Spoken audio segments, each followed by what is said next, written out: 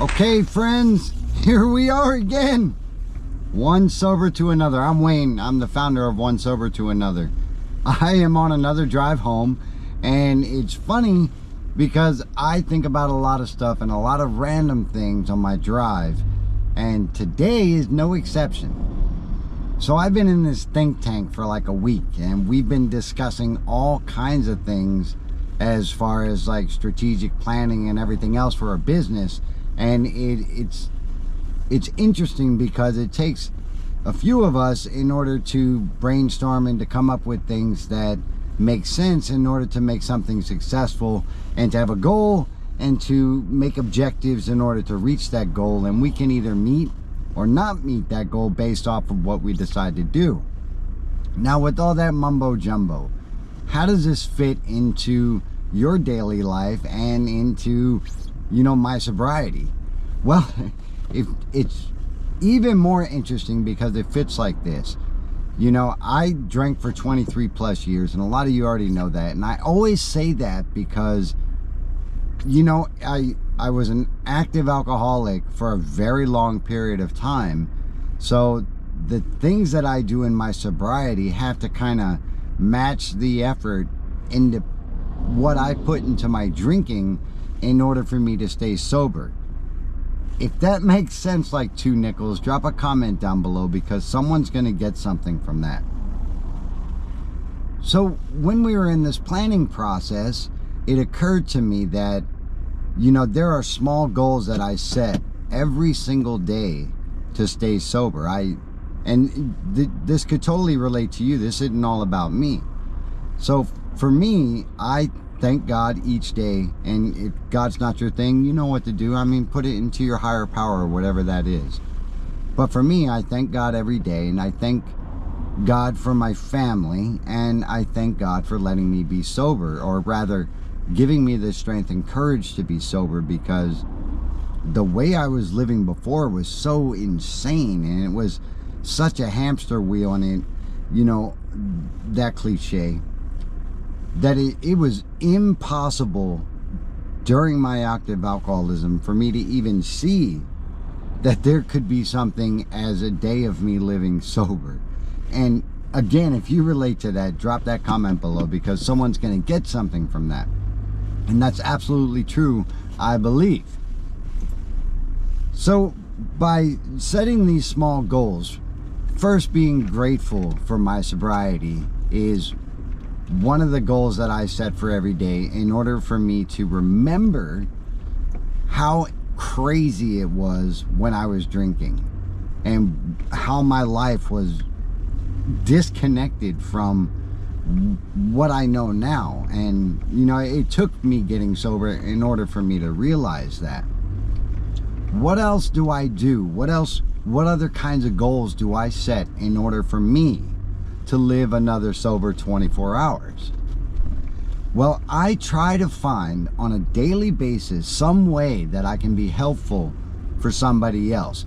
Because, and I've said this before too, in my active alcoholism, I was so completely selfish and so self-absorbed, like many of us are in our addiction and alcoholism, that I didn't think about anybody else. And I think I just put this out in a short before, but I didn't think about anything to my left or right. I didn't think about tomorrow. I didn't think about yesterday. I thought about right now, what's going to get me drunk. So as a goal for each day, I try to seek ways that I can be helpful to other people. And if that's simply as shooting a YouTube short, or if that's something as simple as offering somebody a cup of coffee, or even like today, I just randomly got somebody lunch because I have the ability to, and I didn't expect anything in return. And that is a goal that I set for each day as well. What kind of goals do you set in order to make your 24 hours a little bit better? I don't know. I'm curious. Let me know what you think in those comments. And right now, I'm on a very long, stagnant ride home, because there's a football game, and that's soccer here in Germany, but there's a football game in a stadium that I'm getting ready to hopefully avoid, because it's supposed to be packed out tonight and there's a lot of traffic, so that gave me time to shoot this video for you guys. So another ironic thing is that through this meeting I was in an environment that previously, when I was in that environment, I was in a lot of trouble. I was at an Army substance abuse little breakout room when we were having this meeting, or these meetings over the last 5 days. And the last time that I was there, I was in a lot of trouble because I was about to lose my career over something called a CDT test. It's a blood test, and I had high elevations of, I think, a carbohydrate deficiency of some sort. I don't know. I'll try to put the actual medical term in the description below. But so the last time I was in there, in the Army Substance Abuse Program room, you know, I was sitting with my counselor. I was getting ready to get discharged from the actual Army Substance Abuse Program for being successful.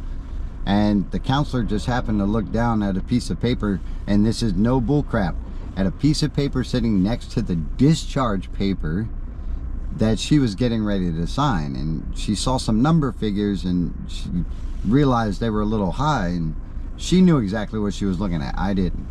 And she moved that paper aside, and turns out, it's not funny, but it is now in hindsight, how ironic everything was, is that that was my blood test results, the last one that I did, and it showed that, guess what?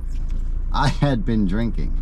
And so needless to say, at that point, I was not discharged from the Army Substance Abuse Program. Even worse, I was facing getting kicked out of the Army because not only had I lied about not drinking, but now it was discovered on the day that I was being discharged successfully from an Army Substance Abuse Program. Now that's insane. And I didn't drink on purpose through the time that I was in this program. Well, yeah, I did, but I didn't drink consciously saying I want to fail and not get sober. I had a compulsory reaction to being told I couldn't drink, and in which case it made the opposite action happen. I actually started drinking again, and you know, there's no excuse about it now that I look back sober, that my alcoholism drove me to drink regardless of the consequence. And really, in terms, that's what part of alcoholism is. Not only physical, but that mentality is, you know, it doesn't matter what's going to happen, I'm going to drink anyway. And that's along with what I was talking about yesterday.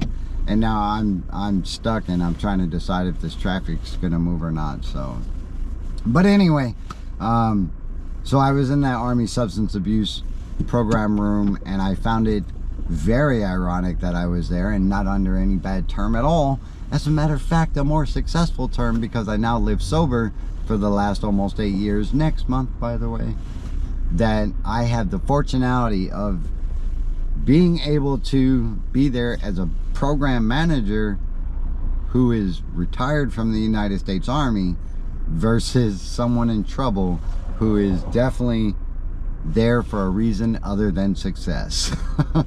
I don't know. It just popped into my head, and I thought that's something that some of you guys might want to hear about. And also, I wanted to say Second Chance Recovery, man. I hope your daughter is doing well. That's been on my mind all day. I've been sending prayers your guys' way. So I hope that, you know, things are looking better. And I also just want to thank all of you for being here and being part of this recovery, small fragment of the recovery community here on One Sober to Another. And I hope that you get something from this channel. Let me know in the comments if you do, and if you don't, let me know what you think you might be interested in talking about, because, you know, sometimes I just can't come up with things. But anyway, you guys have a good day. Please be safe. It is the weekend, it's Friday, so if you feel like you don't want to drink but you might be tempted, reach out to somebody sober, reach out to somebody that you can talk to and trust, and don't have that drink, because this life truly is a garden.